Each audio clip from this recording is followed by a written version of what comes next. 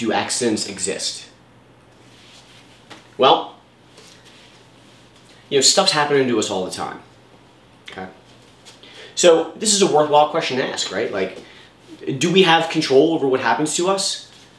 Or do we have no control at all? And if we do have control, how do we take responsibility and maybe change our situation if we don't like what's happening to us? Okay? So let's take a look. Do accidents exist?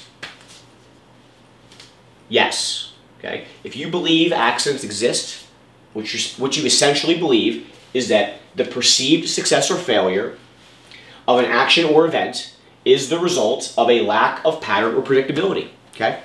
Essentially, you believe in luck or random chance. If you do not believe accidents exist, then you need to ask yourself another question. Okay? Do you believe in fate? Because fate is the concept that the future has already been determined, regardless of your actions. If you believe in fate, then essentially you are relinquishing control of your own life, and you are going to have tremendous difficulty engaging your will. What if you don't believe in fate? Well then, we can start taking responsibility for every single thing that happens to us. Everything. Okay? I believe that of all these potential answers, this last one is the most empowering. Okay? Now again, we've been talking about the soul and how to grow in love. Let's talk about it. Let's go over it real quick. The soul is a container of emotions, subtle emotional material that expands way beyond our physical body. Okay? And that has our passions, our desires, and our beliefs inside of it. Okay? And if any of those beliefs are out of harmony with the Creator's view of love, then her law of attraction that she designed predictably will operate to get us, will attract events to us in order to get us to feel out our own suppressed emotions so that we can learn her truth and feel her love, which again is an actual emotional substance that the Creator being shares with us, shares with His children. Okay? This is also kind of terrifying, okay? Because if you start taking responsibility for every single thing that happens to you, not only the big stuff, but also the small stuff, right? So like, I'll give you, here's an example. Let's say you wake up and you leave your room in the morning and you stub your toe. And it hurts, but you know what? You gotta get on with your day.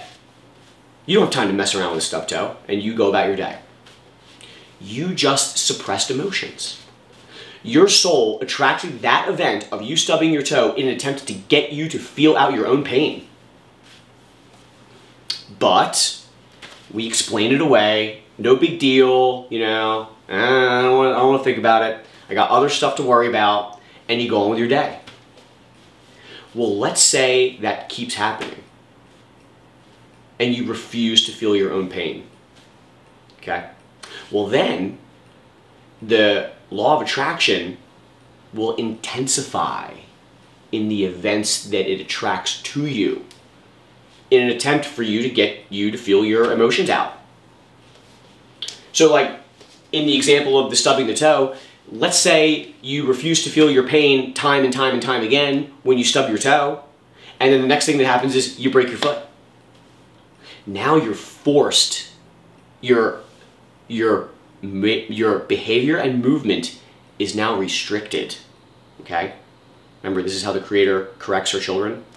Your movement and behavior are restricted, and you've got to sit and feel your own pain, okay? Now, like, that doesn't sound very fun. How do we engage the small stuff then? Like, what's the optimal way to engage the small stuff and take responsibility for our soul? Well, I scream. So like, for example, when getting this whiteboard together, and I'm, you know, writing the stuff down, right? If I don't write it perfectly the first time, there's something wrong with my soul. Because if I really knew everything on here, if I knew it, not just believed it, it would come right out. You know, most of these videos I do in one take. But you know what, like this video in particular, it's taken a couple of takes, more than a couple actually, okay? That means there's something wrong with my soul, okay? Now, what do you do? Well, again, if I mess up, I scream. Ah! In a general way, not directing it at someone. It's not, fuck you whiteboard, you know? It's just, now of course, underneath the anger is fear and grief, but by acknowledging the anger that I've got inside of me and releasing it in small bits throughout the day, I'm actually working through my emotions, you know? I'll give you another example. Last night, went to an Asian grocery store to pick up some foodstuffs, some items that I enjoy. They're not food, but I enjoy them, okay? And I'm standing in front of the frozen food section, okay? And I'm looking at the veggie dumplings. And I'm thinking to myself, man, I bet they'd be pretty good, those veggie dumplings, okay? Well, as I'm standing there looking at the dumplings, considering purchasing them, I start to feel a tingling on my back right here, right? Like if I had a tramp stamp, that spot, okay? I've got eczema on that spot. I've talked about my eczema in previous videos where I used to have it in 7 locations on my body, and then when I started feeling out my emotions, 7 locations, 6 of them disappeared, and the one that's left back here on my lower back is very, very, very light and getting lighter, okay? But I'm standing there looking at these frozen dumplings, and I'm feeling sensations back here, right? That means that if I buy and eat those dumplings, I know they're non-optimal for me.